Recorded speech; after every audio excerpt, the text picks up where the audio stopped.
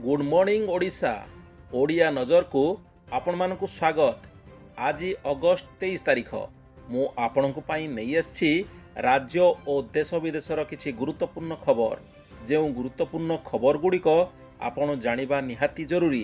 तेबे चलंतु सेही प्रमुख खबर उपरे नजर पकाई आनिबा। हिंडेनबर्ग अनुसंधान रिपोर्ट को नहीं कांग्रेस पक्षर देशव्यापी ईडी ऑफिस घेराव कराई। अखिल भारत कांग्रेस कमिटी आह्वान क्रमे देशव्यापी प्रवर्तन निर्देशालय ऑफिस सम्मुख में विक्षोभ करिछि कांग्रेस। कांग्रेस पक्षर कहुई ईडी हेउछि प्रधानमंत्री नरेंद्र मोदी गुंडा। ओडिशा रे कांग्रेस ईडी ऑफिस घेराव करिछि। राज्य में आंदोलन नेतृत्व पूर्वतन विधायक मोहम्मद मोकिम नेथिले।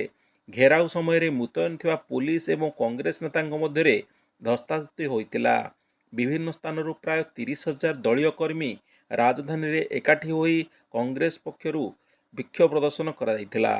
केंद्रर बीजेपी सरकार ईडी और सीबीआई परी केंद्रीय तदंतकारी संस्था को राजनैतिक उद्देश्य व्यवहार करुथिबा अभियोग करी कांग्रेस पक्षरु विक्षोभ प्रदर्शन कराइथिला। राज्य रे 14 जिला को रही भूमिकंप भय। भूस्खलन प्रवण अंचल हेउछि गजपति जिला।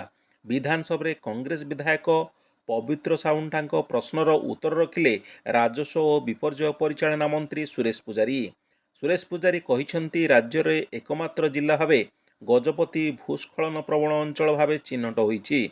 जिलार 129टी भूस्खलन प्रवण स्थान रहिथिबा जणापड़िछि।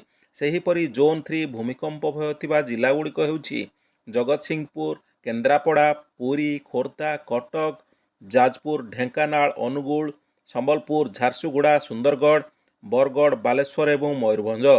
पुजारी कहिसेंती जे भूस्खलन ह्रास पाई विभिन्न विभाग पाणीपाग निर्देशालय लगातार समन्वय बैठक करि आसुछंती। अधिक सर्भे पाई ओस्डमा एवं अमृता विश्वविद्यालय मध्य चुक्तिनामा स्वाक्षर होईछि। ओडिशा रे सुना खणीर संधान मिलिछि। सेथिमध्यरे केन्दुझर जिलार गोपुर गाजीपुर अंचल थिबा सुना खणीर संधान मिलिथिबा जणापड़िछि। मांकड़चुआ, सालेईकोणा व डिमिरीगुंडा अंचल रे सुना खणी पाई चलिछि चिन्हट प्रक्रिया। इस्पात और खଣି मंत्री विभूतिभूषण जेना कांग्रेस विधायक ताराप्रसाद बाहिनीपतिंकर एक अणतारका प्रश्नर उत्तर रे एभली सूचना देइछंती।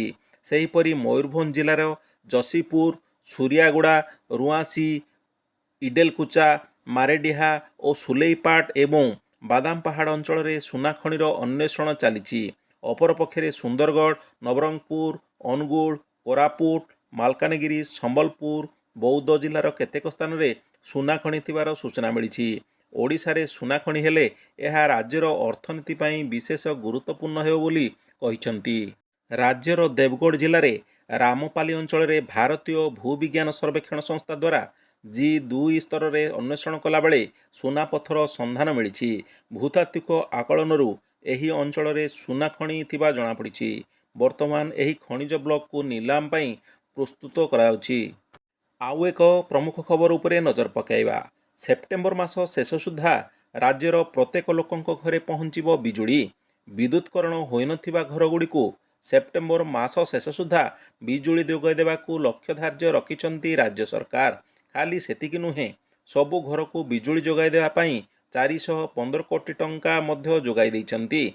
एनेई सूचना देइछंती शक्ति मंत्री कनकवर्धन सिंहदेव। विधानसभा रे विधायक पवित्र साउंटांक प्रश्नर उत्तर रखी एभली सूचना देइछंती मंत्री। पाणीपाग को नहीं आसीछि आउ एक बड़ खबर। 24 तारीख रे राज्य में पुणी एक घूर्णिबलय सृष्टि होवार संभावना रही। बालेश्वर, पश्चिमबंग और झारखंड उपरे यह घूर्णिबलय रहिबो। एहा प्रभाव रे 23 तारीख रु उत्तर ओडिशा रे वर्षा प्रबल हेबो बोली आकलन कराइछि। राज्य रे आहुरी 4 दिन वर्षा हेबो बोली पाणीपाग विभाग पक्षरु सतर्क कर दियाइछि। एथिसह 23 तारीख दिन 14 जिले में प्रबल वर्षा हेबो बोली आकलन कराइछि। 7 रु 11 सेंटीमीटर जाए वर्षा हेबो। 24, 25 और 26 तारीख रे मध्य प्रबल रु अति प्रबल वर्षा हेबो बोली जणापड़िछि। पाणीपाग विभागर पूर्वानुमान कहूछि उत्तर बंगोपसागर संलग्न अंचल में 24 तारीख रे घूर्णिबलय सृष्टि हेबो एवं एहार प्रभाव रे ओडिशार उपकूल रे 22 रु 25 तारीख जाए 35 रु 45 किलोमीटर वेग रे पवन बहिबो। एथिपाई मत्स्यजीवी माने ସମୁଦ୍ରକୁ ନ ଯିବାକୁ ସ୍ୱତନ୍ତ୍ର ରିଲିଫ୍ କମିଶନର ସତର୍କତା ଜାରି କରିଛନ୍ତି। ଆପଣଙ୍କର ଜନଧନ ଆକାଉଣ୍ଟ ଥିଲେ ଆପଣମାନଙ୍କ ପାଇଁ ଆସିଛି ବଡ଼ ଖବର। ପ୍ରଧାନମନ୍ତ୍ରୀଙ୍କ ଦ୍ୱାରା ପ୍ରଧାନମନ୍ତ୍ରୀ ଜନଧନ ଯୋଜନା ଆରମ୍ଭ ହୋଇଛି। ଏହି ଯୋଜନା ମାଧ୍ୟମରେ ସରକାର ଦେଶର ପ୍ରତ୍ୟେକ ଗ୍ରାମାଞ୍ଚଳକୁ ବ୍ୟାଙ୍କିଂ ସେବା ଯୋଗାଇବାକୁ ଚାହୁଁଛନ୍ତି। ସମସ୍ତ ଜନଧନ ଆକାଉଣ୍ଟଧାରୀଙ୍କ ଆକାଉଣ୍ଟକୁ ସରକାର 10,000 ଟଙ୍କା ପଠାଇବେ ଏବଂ 1,00,000 ଟଙ୍କା ପର୍ଯ୍ୟନ୍ତ ବୀମା କଭର ମଧ୍ୟ ପ୍ରଦାନ କରିବେ। ତେବେ ପ୍ରଧାନମନ୍ତ୍ରୀ ଜନଧନ ଯୋଜନା ମାଧ୍ୟମରେ କେନ୍ଦ୍ର ସରକାର ଗ୍ରାମାଞ୍ଚଳର ପ୍ରତ୍ୟେକଟି ନାଗରିକଙ୍କୁ ବ୍ୟାଙ୍କ ସେବା ସହିତ ଯୋଡ଼ିବାକୁ ଚାହୁଁଛନ୍ତି, ଯାହାଦ୍ୱାରା ପ୍ରତ୍ୟେକ ନାଗରିକ ବ୍ୟାଙ୍କିଂ ସେବାର ସୁବିଧା ପାଇପାରିବେ। ଯୋଜନା ମାଧ୍ୟମରେ ସରକାର ସମସ୍ତଙ୍କ ପାଇଁ ମାଗଣା ବ୍ୟାଙ୍କ ଆକାଉଣ୍ଟ ଖୋଲୁଛନ୍ତି। ଯଦି ଆପଣ ଏହି ସ୍କିମ୍ ମାଧ୍ୟମରେ ଆପଣଙ୍କ ବ୍ୟାଙ୍କ ଆକାଉଣ୍ଟ ଖୋଲନ୍ତି, ତେବେ ଆପଣଙ୍କୁ 1,00,000 ଟଙ୍କା ପର୍ଯ୍ୟନ୍ତ ବୀମା କଭର ପ୍ରଦାନ କରାଯିବ। ଓଡ଼ିଶାରେ ଲାଗୁ ହେବ ସୁଭଦ୍ରା ଯୋଜନା। ରାଜ୍ୟରେ ବିଜେପି ସରକାର ଆସିବା ପରେ ଏନେଇ ଜୋରଦାର ପ୍ରସ୍ତୁତି ଚଳାଇଛନ୍ତି ସରକାର। ପ୍ରତିଶ୍ରୁତି ମୁତାବକ ମହିଳାଙ୍କ ପାଇଁ ସୁଭଦ୍ରା ଯୋଜନା ଲାଗୁ କରିବାକୁ ଯାଉଛନ୍ତି ରାଜ୍ୟ ବିଜେପି ସରକାର। ସେପ୍ଟେମ୍ବର 17 ତାରିଖରେ ଓଡ଼ିଶାରେ ଆରମ୍ଭ ହେବ ଏହି ଯୋଜନା। ପ୍ରଧାନମନ୍ତ୍ରୀ ଏହି ଯୋଜନାର ଶୁଭାରମ୍ଭ କରିବେ। ପ୍ରଧାନମନ୍ତ୍ରୀ ନରେନ୍ଦ୍ର ମୋଦିଙ୍କର ସେପ୍ଟେମ୍ବର 17 ତାରିଖ ଜନ୍ମଦିନ ଥିବାରୁ ସେହିଦିନ ସେ ଓଡ଼ିଶା ଆସିବେ। ଆଉ ଓଡ଼ିଶା ଆସିବା ପରେ ସୁଭଦ୍ରା ଯୋଜନାର ଶୁଭାରମ୍ଭ କରିବେ। ତେବେ ସୁଭଦ୍ରା ଯୋଜନାରେ ହିତାଧିକାରୀ କିଏ ହେବେ, ପ୍ରତି ପରିବାରରୁ କେତେଜଣ ହିତାଧିକାରୀ ରହିବେ, ବୟସ ସୀମା କ'ଣ ରହିବ, ସେ ନେଇ ଏସ୍ଓପି ସ୍ଥିର କରିସାରିଛନ୍ତି ସରକାର। ବିଧାନସଭାର ଦ୍ୱିତୀୟ ପର୍ଯ୍ୟାୟ ଅଧିବେଶନ ଆରମ୍ଭ ହୋଇସାରିଥିବାରୁ ଖୁବ୍ ଶୀଘ୍ର ଏ ସମ୍ପର୍କରେ ବିଶଦ ଭାବରେ ସୂଚନା ଦିଆଯିବ। ତେବେ ସୁଭଦ୍ରା ଯୋଜନାରେ ମହିଳାମାନେ ବେଶ୍ ଉପକୃତ ହେବେ ବୋଲି ସମସ୍ତେ ଜାଣନ୍ତି। ରାଜ୍ୟରେ ବେଆଇନ ମଦ କାରବାର ବିରୋଧରେ ଖୁବ୍ ଶୀଘ୍ର ଆକ୍ସନ ମୋଡକୁ ଆସିଯାଇଛନ୍ତି ସରକାର।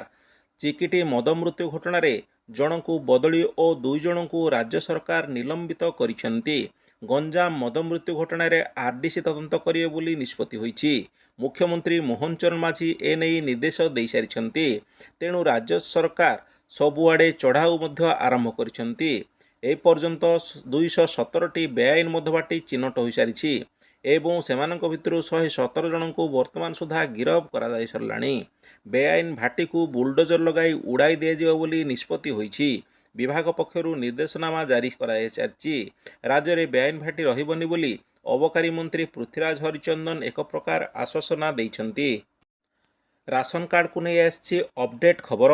ରାସନ କାର୍ଡ ଲାଗି 9,91,929 ଜଣ ଆବେଦନ କରିଛନ୍ତି।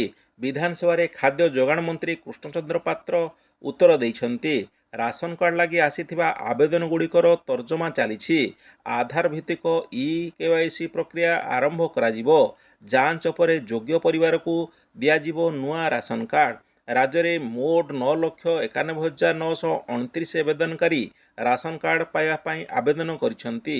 ତେଣୁ ବର୍ତ୍ତମାନ ଏହିସବୁ ଆବେଦନପତ୍ରଗୁଡ଼ିକର ତଦନ୍ତ ପ୍ରକ୍ରିୟା ଜାରି ରହିଛି।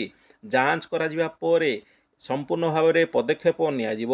ଯାଞ୍ଚ ପରେ ଯୋଗ୍ୟ ହିତାଧିକାରୀମାନଙ୍କୁ ରାସନ କାର୍ଡ ଯୋଗାଇ ଦିଆଯିବ ବୋଲି ମନ୍ତ୍ରୀ କହିଛନ୍ତି। ଅନ୍ୟପଟେ ରାଜ୍ୟରେ ଯୋଗାଣ ବିଭାଗ ଦ୍ୱାରା ଖାଦ୍ୟ ସୁରକ୍ଷା ଯୋଜନାରେ କେତେ ହିତାଧିକାରୀଙ୍କୁ ଚାଉଳ ଓ ଅନ୍ୟାନ୍ୟ ସାମଗ୍ରୀ ଯୋଗାଇ ଦିଆଯାଉଛି ଓ କେତେ ନୂଆ ହିତାଧିକାରୀଙ୍କୁ ରାସନ କାର୍ଡ ଦେବାକୁ ଚିହ୍ନଟ କରାଯାଇଛି, ତାହାର ମଧ୍ୟ ବିବରଣୀ ମଗାଯାଇଛି। ହରିଶ୍ଚନ୍ଦ୍ର ଯୋଜନାକୁ ନେଇ ଆସିଛି ଅପଡେଟ୍ ଖବର। ରାଜ୍ୟ ସରକାର ହରିଶ୍ଚନ୍ଦ୍ର ଯୋଜନାରେ ଗରିବ ପରିବାରର ସଦସ୍ୟମାନଙ୍କର ମୃତ୍ୟୁ ପରେ ଅନ୍ତ୍ୟେଷ୍ଟିକ୍ରିୟା ପାଇଁ 181,84,00,00,000 ଟଙ୍କାର ସହାୟତା ଦେଉଛନ୍ତି। 2019-20 ମସିହାରୁ ରାଜ୍ୟ ସରକାର ଆରମ୍ଭ କରିଥିବା ହରିଶ୍ଚନ୍ଦ୍ର ଯୋଜନାରେ ଗ୍ରାମାଞ୍ଚଳରେ 2,000 ଟଙ୍କା ଓ ସହରାଞ୍ଚଳରେ ମୃତକଙ୍କ ପରିବାରକୁ 3,000 ଟଙ୍କା ଦିଆଯାଉଥିଲା। ତେବେ ଏହି ଯୋଜନାରେ ସରକାର ସହାୟତା ରାଶି ବୃଦ୍ଧି କରିବେ କି ନାହିଁ, ବିଧାନସଭାରେ ସୂଚନା ଦେଇଛନ୍ତି ମନ୍ତ୍ରୀ। ବିଧାନସଭାରେ ଉତ୍ତର ରଖି ପଞ୍ଚାୟତରାଜ ମନ୍ତ୍ରୀ କହିଛନ୍ତି, ହରିଶ୍ଚନ୍ଦ୍ର ଯୋଜନାରେ ସହାୟତା ରାଶିରେ ପୁନର୍ବାର ବୃଦ୍ଧି ନେଇ ସରକାରଙ୍କ ପାଖରେ କୌଣସି ପ୍ରସ୍ତାବ ନାହିଁ। ତେବେ ବିଜେଡି ସରକାର ସମୟରେ ଏହି ଯୋଜନା ଆରମ୍ଭ ହୋଇଥିବା ବେଳେ ନିର୍ବାଚନ ପୂର୍ବ ବଜେଟ୍ରେ ରାଜ୍ୟ ସରକାର ଏହି ସହାୟତା ରାଶିକୁ 2,000ରୁ 3,000 ଟଙ୍କାକୁ ବୃଦ୍ଧି କରିଥିବା ବେଳେ ସହରାଞ୍ଚଳରେ ଏହି ସହାୟତା ରାଶିକୁ 3,000ରୁ 4,000 ଟଙ୍କା ଯାଏଁ ବୃଦ୍ଧି କରିଥିଲେ ବୋଲି ଜଣାପଡ଼ିଛି।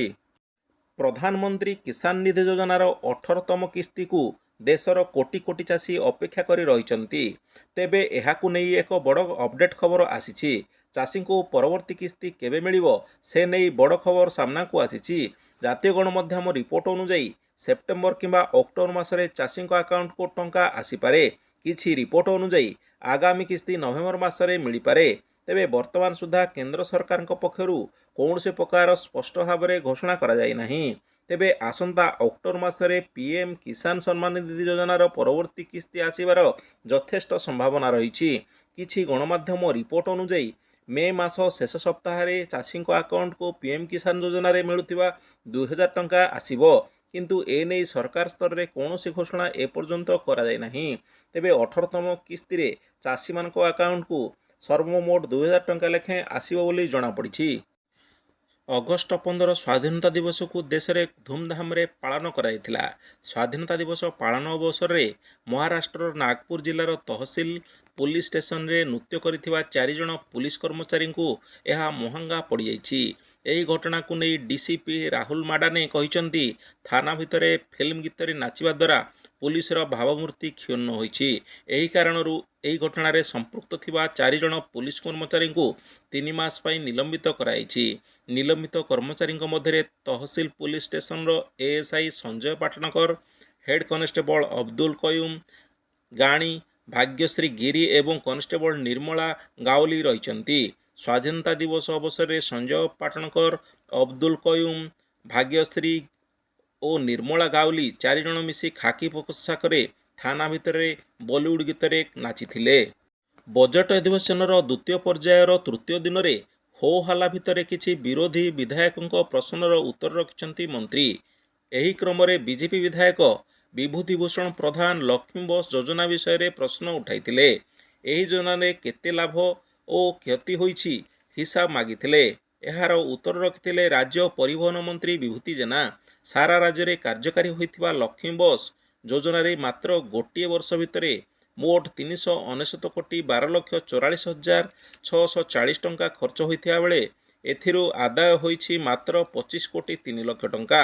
କିନ୍ତୁ ଏହି ଯୋଜନାରେ 374 କୋଟି 8,58,000 ଟଙ୍କାର କ୍ଷତି ହୋଇଥିବା ମନ୍ତ୍ରୀ ଗୃହରେ ନିଜର ମନ୍ତବ୍ୟରେ ସ୍ପଷ୍ଟ କରିଛନ୍ତି। ତ ଇଏ ଥିଲା ଆଜିର ପ୍ରମୁଖ ଖବର। ପୁଣି କିଛି ନୂଆ ଖବର ସହ ଆପଣଙ୍କ ସାମ୍ନାରେ ଉପସ୍ଥିତ ହେବି। ସେ ଯାଏଁ ବିଦାୟ।